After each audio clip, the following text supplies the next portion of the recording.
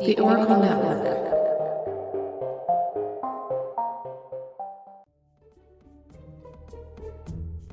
Hi, I'm Cassie. I'm Tiffany, and we're the hosts of Happy Hour Gets Weird. On our podcast, we talk all things weird, like UFOs, Bigfoot, astrology, ghosts, and even true crime.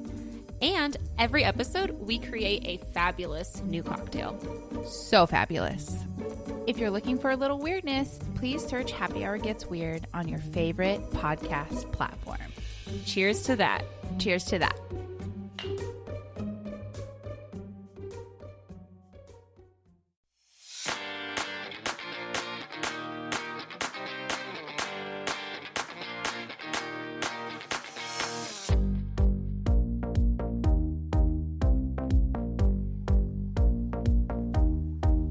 Hey, Rainbow Warriors. This is my disclaimer.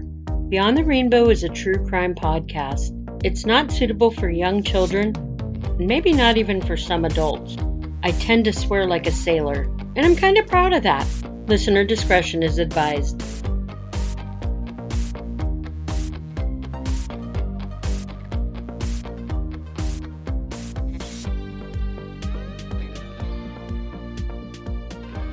Hey there, Rainbow Warriors, and welcome to Beyond the Rainbow, True Crimes of the LGBT.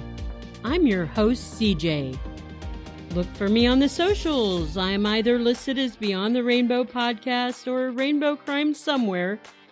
On my website, beyondtherainbowpodcast.com, you can find a photo gallery of pictures pertaining to past cases.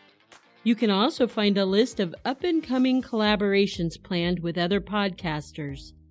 And if you'd like to help support this show, I have a link to some cool Rainbow Warrior merch at TeePublic as well, and a link to Buy Me a Coffee, where you can do a one-time donation for the price of a cup of coffee.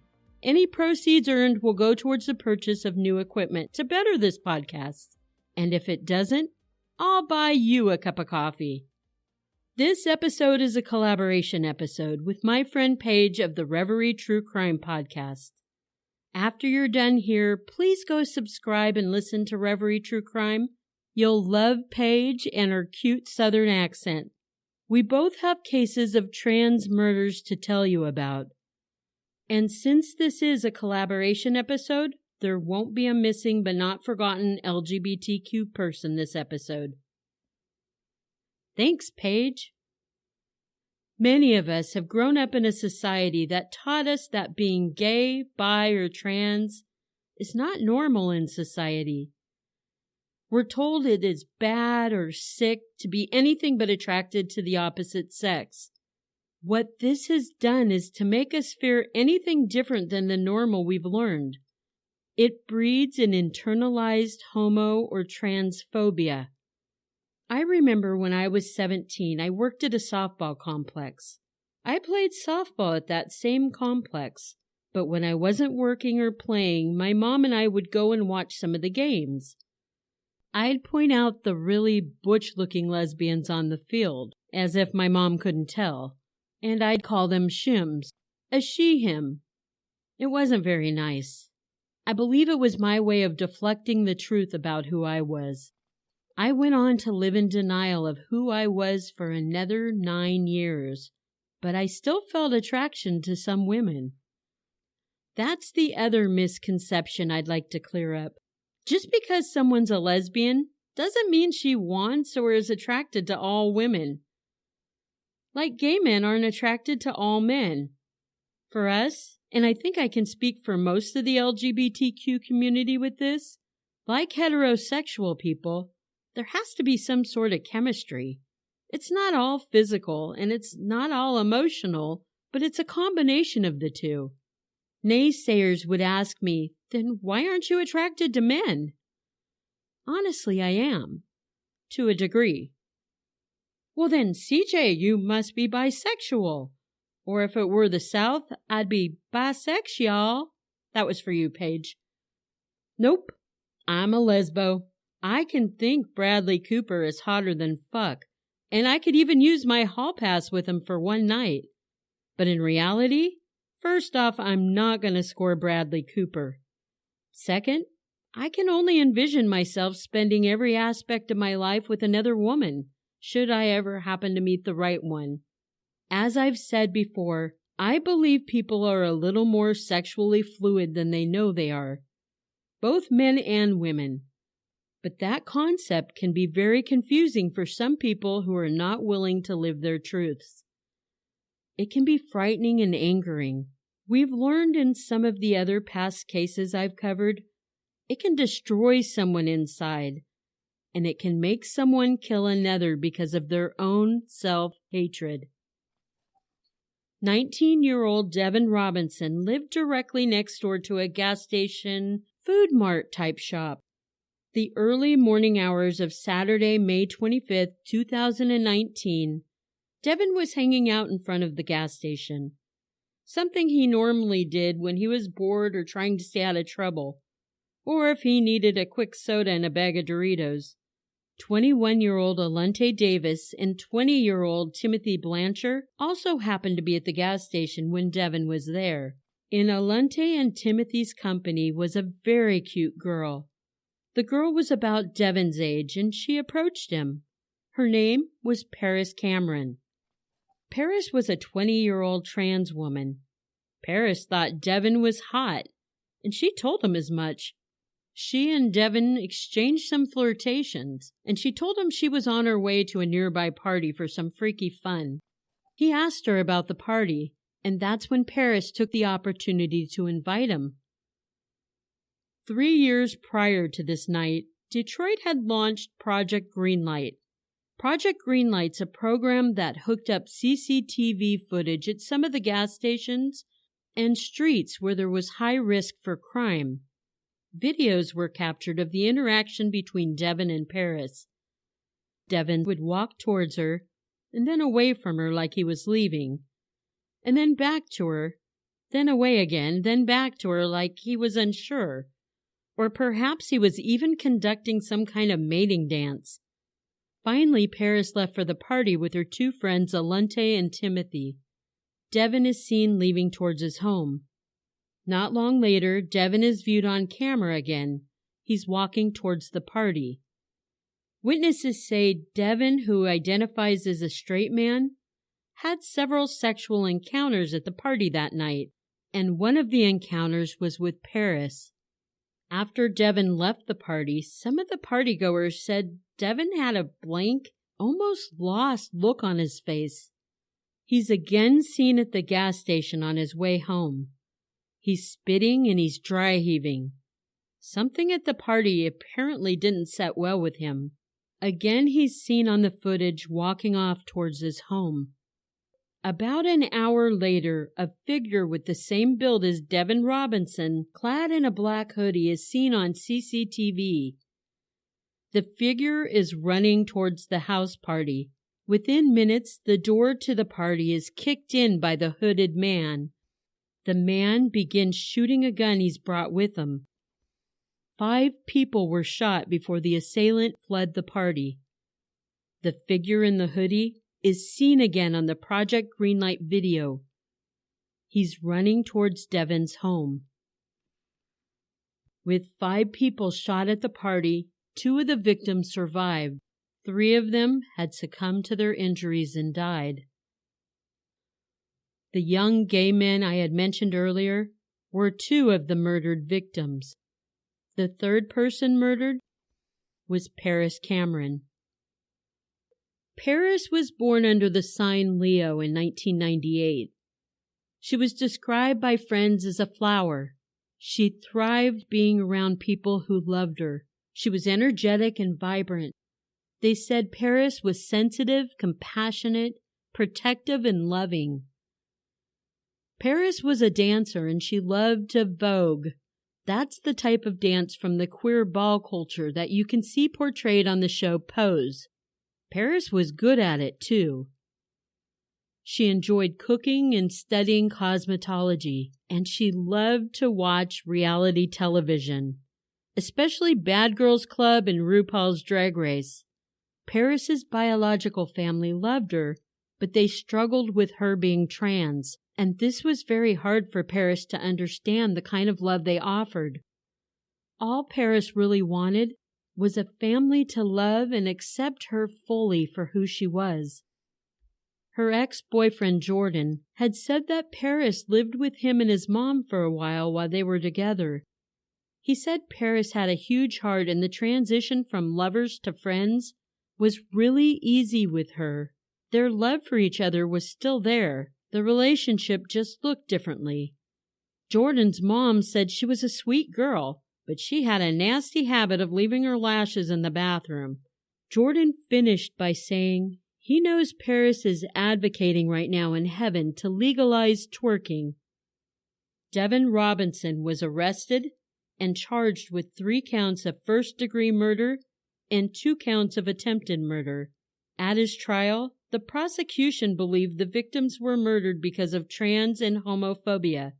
But let's face it, most trans and homophobic people suffer from internalized self-hatred, and it's because of the fear society has trained them to have against LGBTQ people. In most cases, the person suffering from the self-hatred just can't deal with their feelings of attraction because, oh my God, that might mean they are gay. As of this episode, there are no laws banning trans and homophobic panic defenses in the state of Michigan, where Devin's trial took place. At the end of the trial, a jury found Devin guilty of 3 counts of premeditated first-degree murder. He was also found guilty of 2 counts of assault with the intent to murder and felony firearm possession. The judge sentenced the teenager to 3 life terms in prison with no chance of parole. To add to that, he received 10 to 20 years for assault with the intent to murder for each of the 2 injured people at the party, and another 10 years for possession of a firearm. Devin Robinson will have a good, long time to sit and reflect about his choices that took the lives away from 3 young LGBTQ people. To be quite honest, I was a little surprised Devin was convicted of premeditated first-degree murder. To me, his killings seemed to be a little impulsive, not very well thought out, but the jury saw it differently.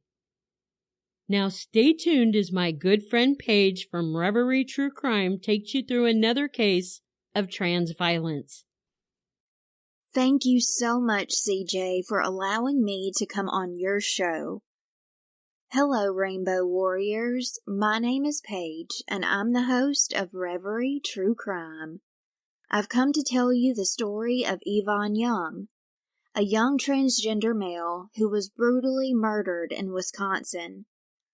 Unfortunately, as most cases go, it was so hard to find a lot of information about Yvonne, which always makes me sad. But I did my best with what I could find. Let's get started. At 22 years old in 2013, Yvonne Young, a transgender male, was a local Milwaukee rapper. He went by the name of Young LT. He was always performing rap shows and recording music. Yvonne had learned how to market his music and promote shows. He was so passionate about all of it. Many sources say that even though his music was about partying, that nobody really saw him doing the things that he rapped about, saying that Yvonne didn't subscribe to much of the thug image. Yvonne and 26-year-old Billy Griffin were at the house they shared when they heard the doorbell ring. 27-year-old Victor Stewart, 37-year-old Ron Allen, 23-year-old Devin Seabury, and 19-year-old Ashanti McAllister were the ones waiting on the other side of the door. They were in the Chicago-based gang called the Black P. Stones. When the 4 men came into the home, they made their way to the kitchen. They were all hanging out, and eventually an argument commenced. Sources say that Billy believed Yvonne had conspired with these men to have their home robbed. Allegedly, All the men told Billy he could be in the gang again if he murdered Yvonne.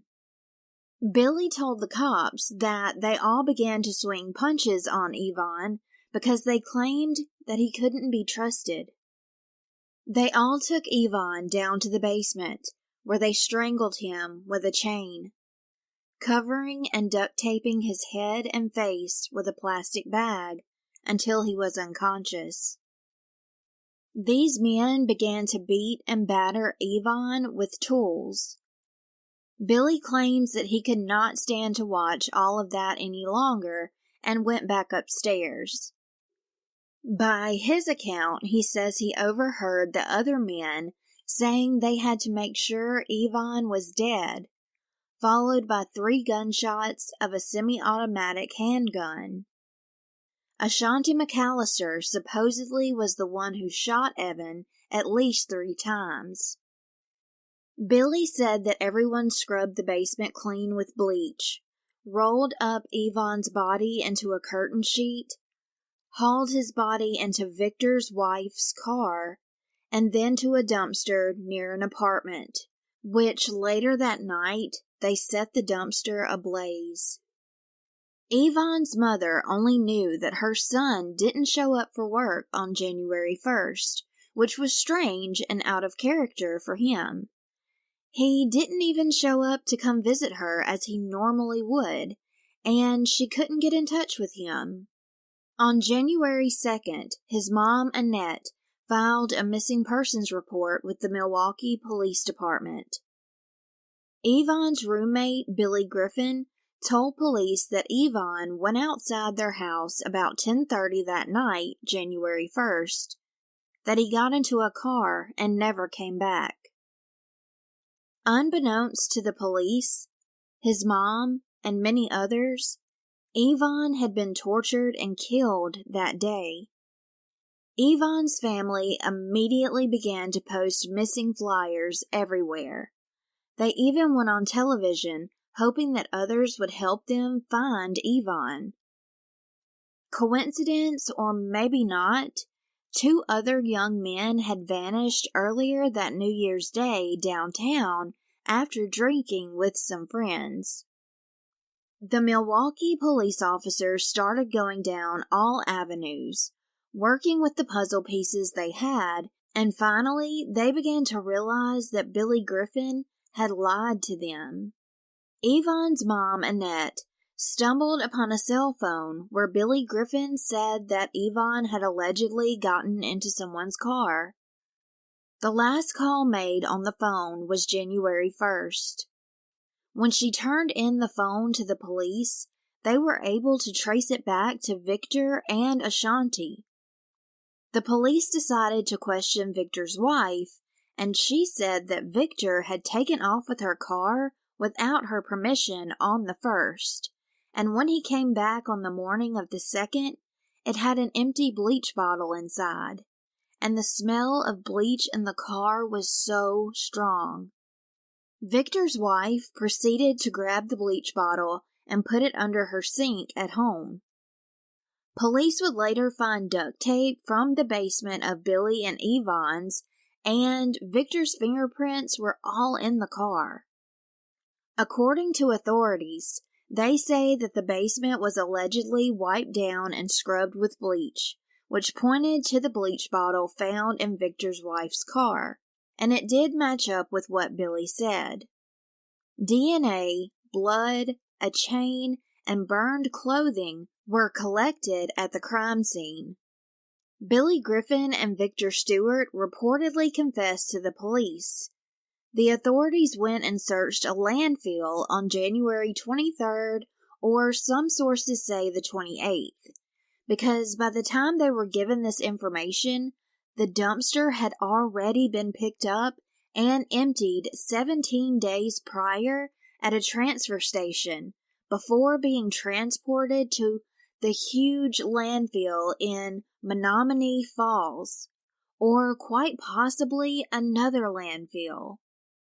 Authorities were examining a 200 by 200 feet area of the landfill with the help of cadaver dogs. After 13 days of finding nothing, the search was called off. Even though the police did not have a body, they, along with prosecutors, were hopeful that since they gathered a lot of evidence at the crime scene and had statements from the murderers, it was sure to secure a conviction in this horrendous case. All of the men were arrested and charged for Yvonne's murder. A court hearing was held on January 31st, 2013. All the men pled not guilty to first-degree intentional murder. These are the trial dates that were set for the defendants. Billy Griffin was on June 10th, 2013. Ron Joseph Allen and Ashanti McAllister were on June 24th. Victor Stewart's was on July 1st. And Devin L. Seabury was on July 8th. Victor Stewart and Devin Seabury were the state's primary prize witnesses in the trial of Ashanti McAllister. Victor and Devin decided to take the deal of pleading guilty to second-degree reckless homicide in return for testifying for the state. Victor and Devin said that the two of them, as well as Ashanti and Ron, were driving to Billy Griffin's place on January 1st, searching for marijuana. Ashanti and Ron started scuffling with Yvonne when Victor, the gang general, got his gun and fired a bullet into the kitchen floor. Victor said that this was to assert his authority. He also claimed that when Yvonne was being led down to the basement, Ashanti then took the gun, which was a .22 semi-automatic silver handgun. Victor said that he and Billy stayed upstairs to smoke weed. The gun in question was actually stolen from Bruce Christopher.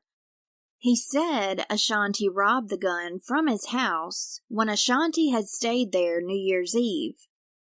Bruce said that he did not know of the Black P. Stones gang, even though Victor said Bruce was a member. Bruce faced a felony charge of being in possession of a firearm. In Ashanti's trial, gang tactics were the main focus point. Both lawyers used facts about the chain of commands in gangs and strategies to prove, or in the defense attorney's case, disprove, intent and for the defense attorney to debate available evidence. Ashanti's attorney, Tom Erickson, argued that the phone traced to Ashanti, which was found outside of Yvonne Young's home, was really the phone used by all of the members of the gang. On the state side, Assistant DA Grant Hubner talked about the horrors of gang retaliation, and that alone would cause Victor and Devin's statements they gave to the police to be contradictory. Victor was asked, quote, "What is the P. Stone's punishment for cooperating with police?" Victor replied, "Death." The assistant DA went on to insist Ashanti absolutely shot Yvonne with intent to kill in the basement as Ron suffocated him with the plastic bag and choked him out with a hefty metal chain. All the while, Ashanti had Yvonne at gunpoint. At the end of his statement, the assistant DA said, quote, "Ashanti McAllister was ready, willing, and able to assist in the murder of Yvonne Young. That's party to a crime. That's guilty." Attorney Erickson debated that there wasn't even evidence of Ashanti's alleged role in the murder, or proof that he had even been in the basement at all.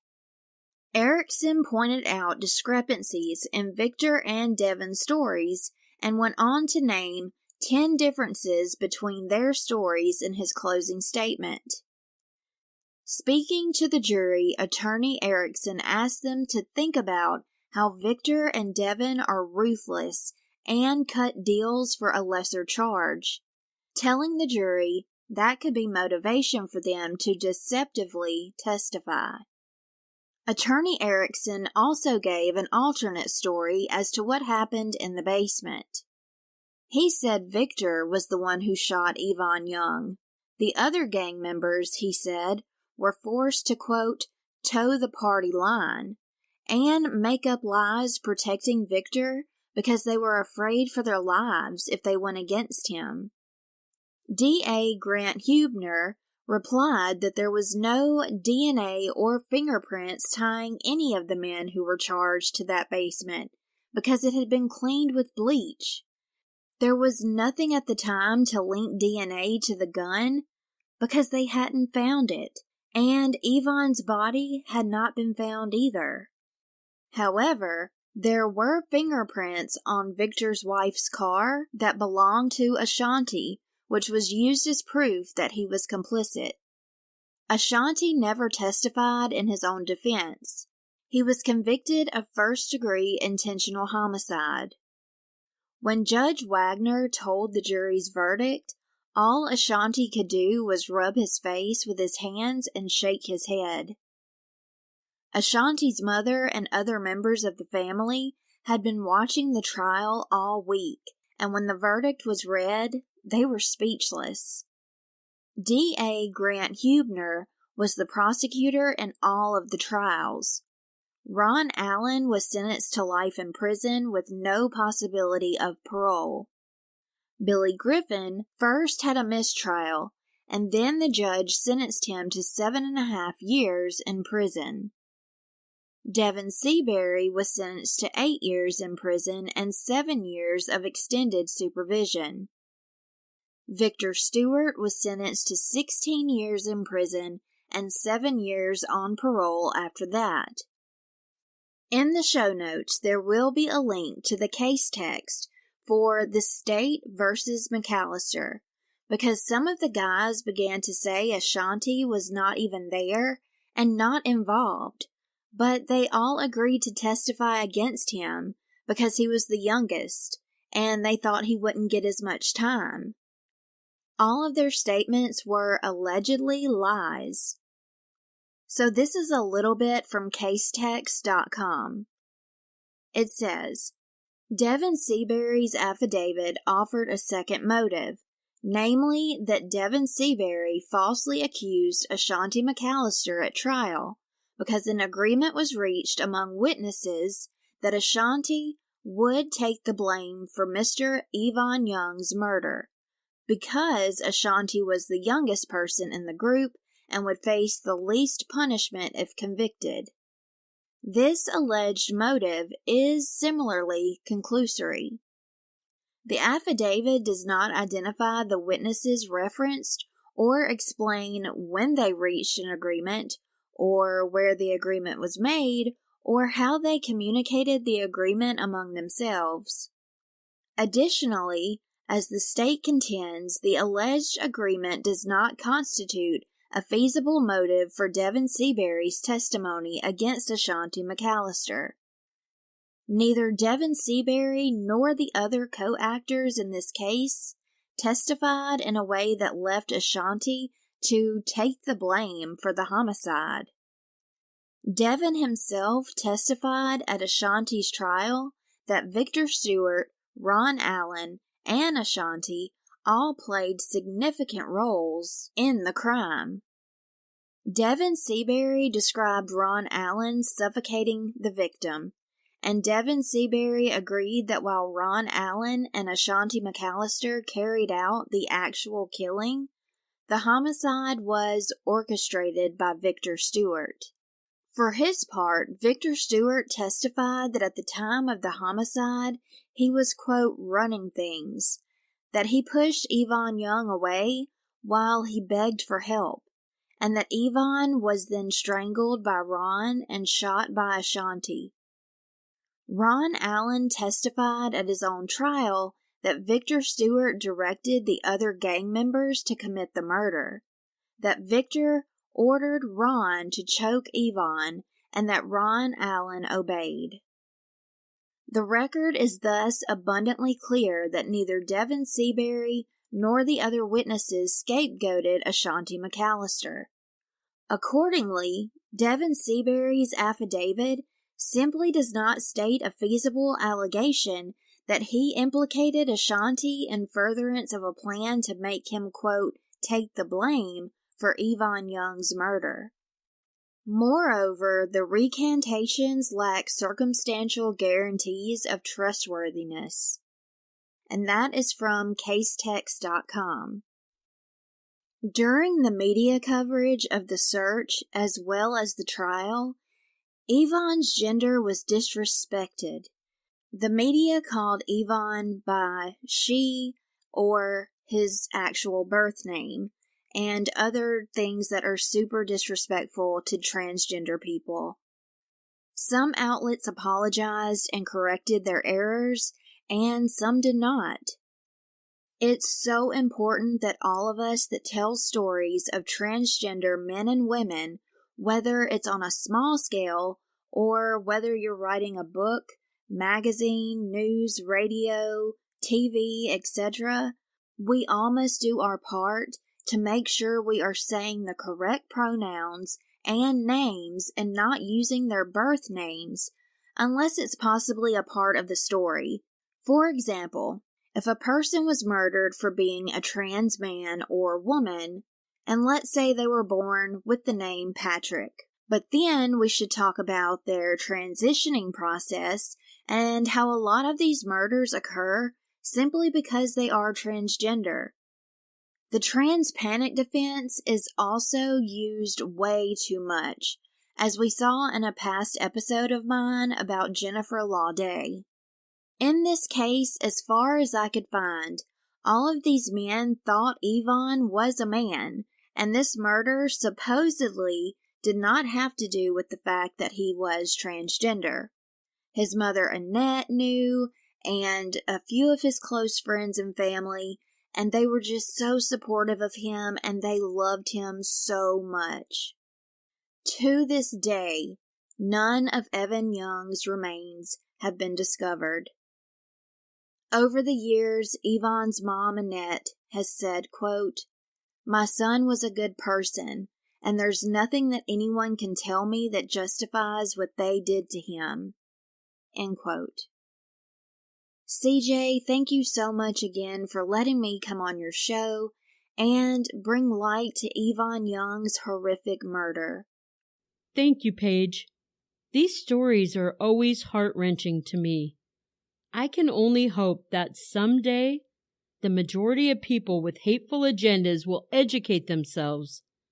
Learn LGBTQ people are not the enemy. Love you, Rainbow Warriors. And remember, it's not a crime to be gay. Unless you're a murderer.